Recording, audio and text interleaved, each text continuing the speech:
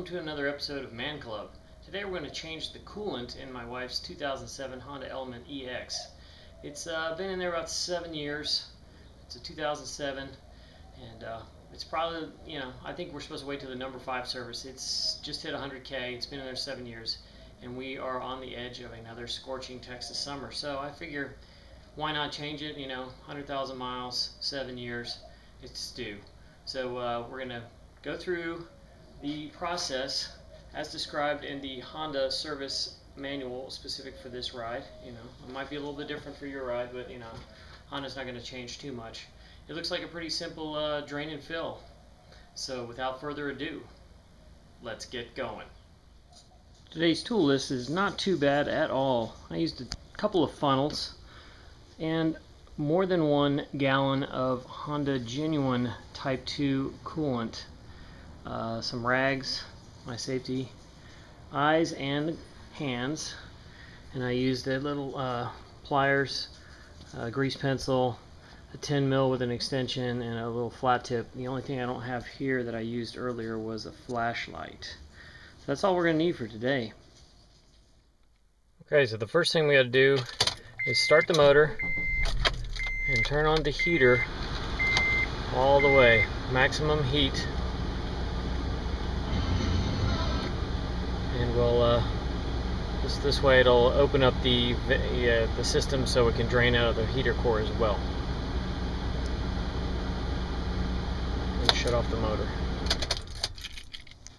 Next we'll put on some eye protection and gloves, and make sure this is not just boiling freaking hot. I mean, it's okay if it's a little bit warm, but at the same time you don't want to ever open this if it's hot.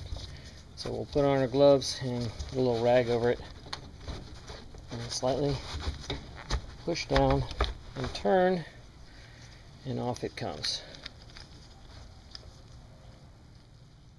Next we'll dump under the car, and here's a little arrow that shows you the jacking point, and just to the driver's side of that you'll see this little white plastic nozzle. This is the drain spigot for the bottom of the radiator. So we'll put a receptacle underneath and gently unscrew that and catch all the fluid in the receptacle. Since this thing's been on there for 100,000 miles, I grab very gingerly the edge and just get it to crack the seal. And then I do believe I got it right, and there it comes. We should start raining coolant.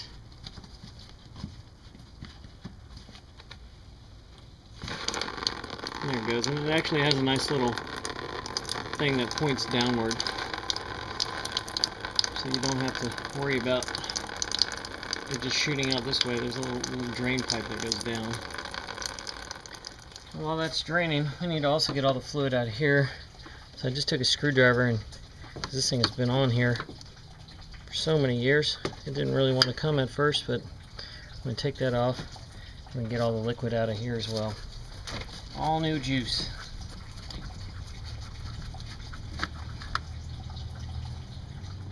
There's also a 10 mil little bolt right there. We'll take that out and see what else it takes to get this reservoir out.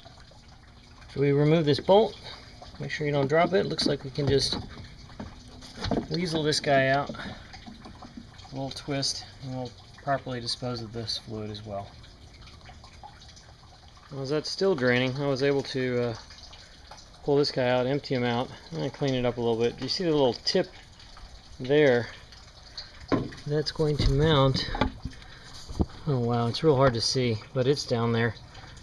So just remember, this tip fits into something so this thing doesn't move around. This is basically this little lip and then the top bolts are the only things that really hold it in place. So it's given some flexibility, but just make sure you get that bottom piece in.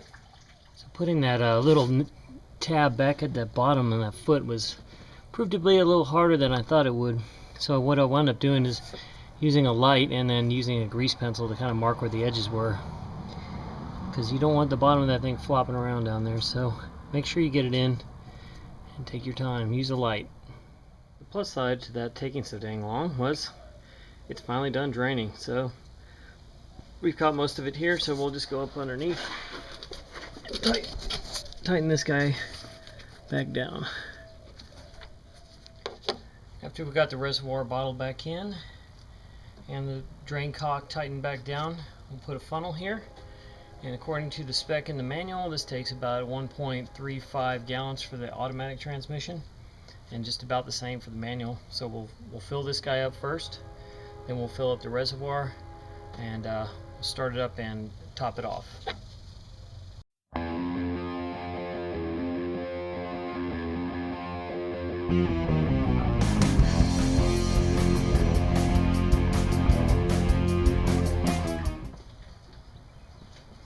Just fill the reservoir up to max. When we got it kind of filled up, we loosely place on the lid just to avoid any kind of sudden splashes. We'll start it up and keep an eye on it, and as it drains down, we'll just top it off. But we're almost out of the woods on this one.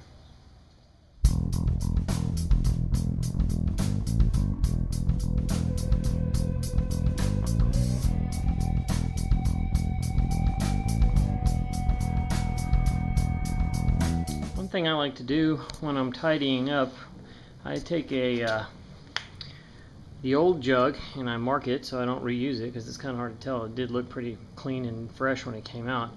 As I'll just throw the funnel in there and use that the catcher receptacle and dump it back in here. So out came probably close to a gallon from the radiator itself, and then a little bit more off the side tank. So this took most of it, so it's good. I emptied it. Now I can fill it back up with the old stuff, and I'll take that to the city of Austin. They dispose of it properly. Well, this concludes another episode of ManClub. It's end of June in Austin. We got some kind of gift. Some cool front came through today, and it dropped the temperature down. Really motivated me. So it was time to get out there and change the coolant that had been in that car since we've got it. It's been in there for 7 years. We just hit 100K. Maybe that's a little bit early. I know we're not supposed to do it to the number 5 service, but I just feel better about it because these Texas summers are really hot. So new juice, no problem, always good. So until next time, keep them hanging.